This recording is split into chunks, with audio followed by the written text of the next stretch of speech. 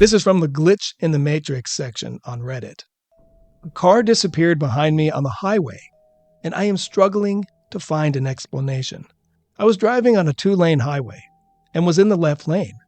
A bright yellow car came up behind me and was tailgating me, but I couldn't go any faster, even though I wanted to, as there was another car in front of me. I was looking at the yellow car in my rearview mirror, annoyed they were riding my bumper so close. And as I was looking at them, they started to merge into the right lane and enter my blind spot.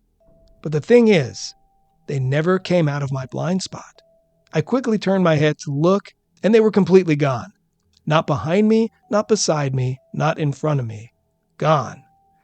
My car has those sensors on the mirrors that light up when someone is beside me, but they never triggered.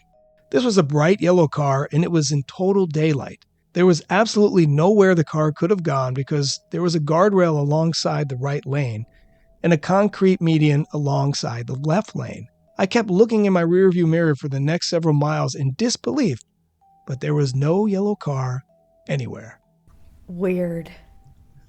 I also have been so tired and also like sort of amped when I'm driving that sometimes I swear I see things that aren't there. Sure.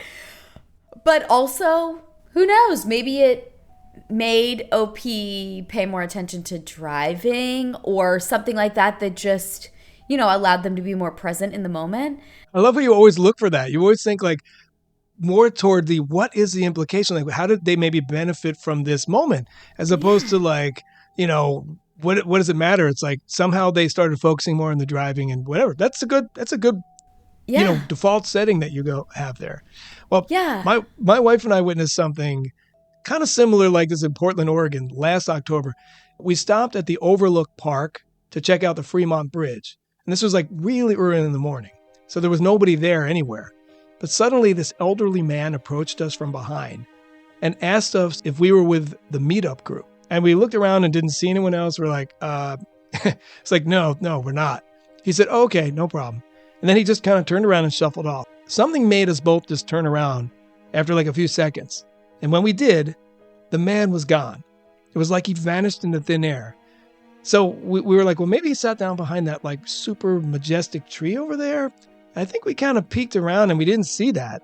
And we were just like, where did this guy go? Like there's one car parked behind us. He's not in that car.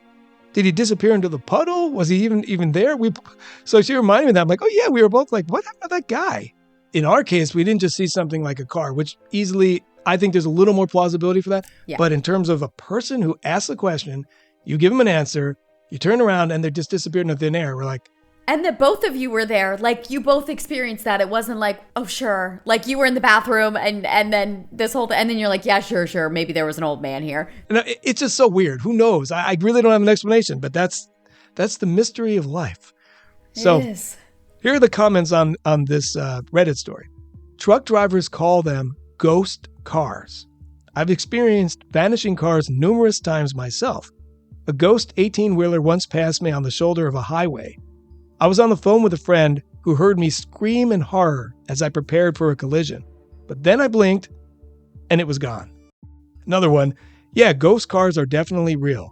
There's a black truck that appears around the Fort Worth, Texas area. I figured it was just local lore, but I never questioned it again after my daughter said that she and my mother-in-law saw it twice. Maybe they're just people who really liked their cars before they died and they're taking them with them. They're going on a drive. Exactly. I made a post a few days ago about entering space for the first time through a void. Earlier today, I had another experience that I wanted to share. This one felt even more real than the last one. I remember going to sleep, but I don't recall entering sleep paralysis. This is something that happens when you do astral projecting. When I woke up, I was in my sister's room. I jumped out of her bed and thought, I better get out of here before she cusses me out. As I walked out of the room, I saw this creepy-looking entity that almost looked human. I couldn't tell from his face if he was evil or just sad. We stared at each other for about 10 seconds. Then I noticed he was holding something that looked like a bowl filled with weed. When I saw that, I closed my eyes and said, "What the F?" When I opened them again, his face was right in front of me. I told him, "Back off, I'm not scared of you. Who are you?" He replied, I am you. You are me. Don't be afraid. That caught me off guard, especially since I smoke a lot of weed and I'm in a dark place right now. He then walked towards the kitchen, and something told me to follow him, so I did. When I walked in, my kitchen wall was demolished, and the view outside was insanely beautiful, like Switzerland. The sky was so blue it looked unreal. The entity sat there quietly, staring at the view. I jumped out the window and started flying. I saw a woman hanging clothes outside, and when she noticed me, I got spooked and woke up. I don't know if this entity was a spirit guide or some version of myself. Does anyone have any thoughts? What I think is interesting, by the way, is this is like, people analyze dreams. There's a lot of books that say, I had this dream about this and that. What does it mean? It means you're late on the rent, whatever it is. But this is like, so people mostly in the comments are breaking this down from that perspective. But do you have any initial thoughts? Their comment that they're maybe not in a very good place right now, I think maybe subconsciously trying to bring themselves to something so beautiful. I mean, if like the view outside was so beautiful, maybe trying to take themselves out of a darker place and bring themselves somewhere a little bit more peaceful, full of light, beautiful. Psychologically speaking, what we resist returns as like a messenger, whether it's interpreted as astral imagery or inner symbolism. The figure that claims to be you usually represents disowned aspects of ourself, like habits or impulses, or fears, or unmet needs that we haven't consciously acknowledged yet. The shadow doesn't show up to harm us. It shows up to be seen so that it can be ultimately integrated. There's some aspect to it that it sort of has to do with maybe getting behind his pot addiction or whatever, confronting that. And then once you get over the other side, you have this view and this experience waiting for you. So I feel like it could be that shadow that needs to be confronted and integrated. That's my thought. Yeah. But I'll read you a comment here. Again, these people are heady. It says, it sounds like what you experienced was your own consciousness showing you a part of yourself you don't usually look at. When you saw that entity and it said, I am you, that was your mind's way of helping you meet the side of you that's been holding the darker feelings or habits you've been processing lately. The destroyed wall and the beautiful view behind it really stand out. It's like the barrier between your shadow and your higher clarity broke open, letting you glimpse what freedom and peace look like when you stop fighting parts of yourselves. It feels like you didn't meet something outside of you, you met a reflection that wants to be integrated. The beauty at the end shows that healing is already happening once you accept it. In short, you met your own and unacknowledged self, reconciled with it, and briefly experienced the freedom that follows inner acceptance.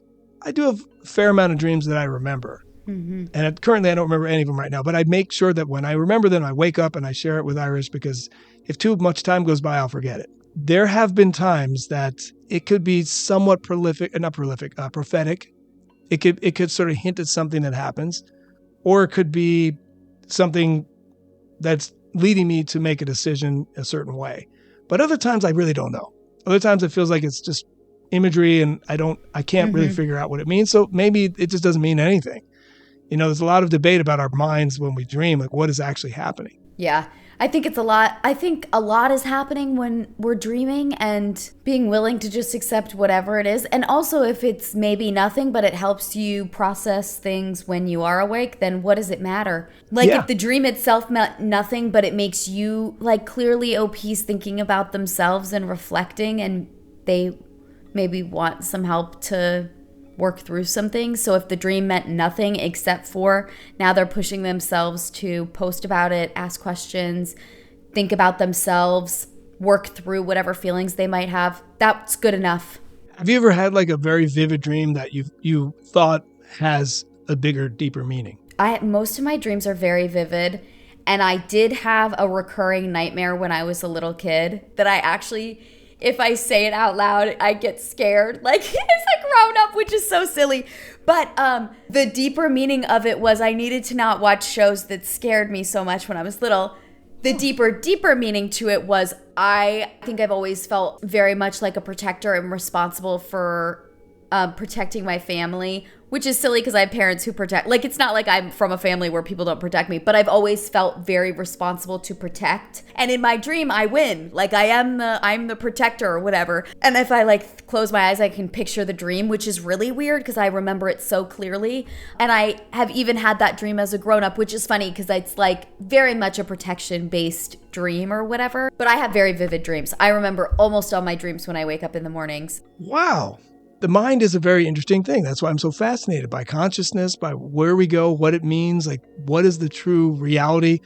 And of course, I always default to, we have a big part of what we think reality is. Like it's always our own experience that we're living in. We're the main characters in our story, you know, because we want to be empathetic and try to imagine what it's like for other people. And that really makes life so meaningful. You know, I'm the type of person who always holds a door for a stranger. As silly as it is, if I see someone walking and they're not even near there, I'm like, are you coming in? I'm opening the door for you.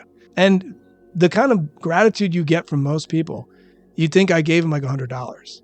You know, it's like, oh, thank you. Thank you so much, sir. I appreciate it. But because I guess that's not very common as much. And that's just one little thing, but I feel good about it. The opposite would be equally true. If I saw a guy coming, I slam the door on them. Everything affects everything. The butterfly causing a tsunami across the world, that whole analogy. That's why I feel like, you know, like you always say, be kind. Stay in that high vibe mindset and you're putting better things out into the world and hopefully it comes back to you. But you're doing it first and foremost because you do feel good about doing it. We're gonna go.